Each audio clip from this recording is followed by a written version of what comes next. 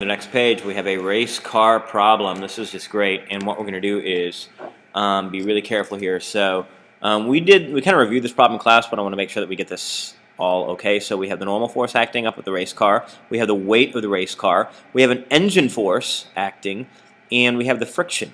Now, I'm writing all this down. My concern is that you're just going to copy this down mindlessly. You need to read the problem and see where I got all these forces from. That's just, you have to do that. Otherwise, you're not going to know what's going on. And then we have one more force, which is an extra downward force from the air.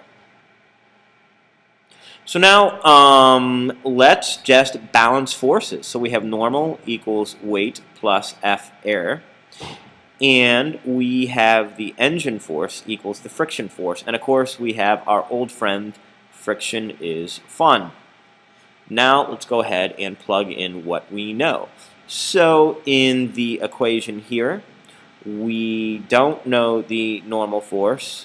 The weight is going to be 500 times 9.8. And the force of the air, they tell me, is 1,200 newtons.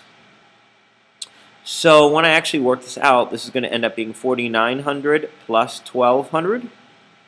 And that's going to give me 6,100 newtons worth of force for the normal force. Now, where do I go from here? Well, I can get the friction force using friction is fun. So F is 0.6 times 6,100, and that ends up giving me 3,660 newtons. Let me just double check that math.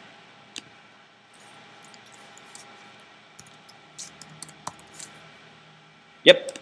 All right. So now what I can do is I can go ahead and plug this in the friction formula. So that's the friction formula, and what that tells us is because the friction and the engine force balance, my engine force is a nice 3,660 newtons worth of force.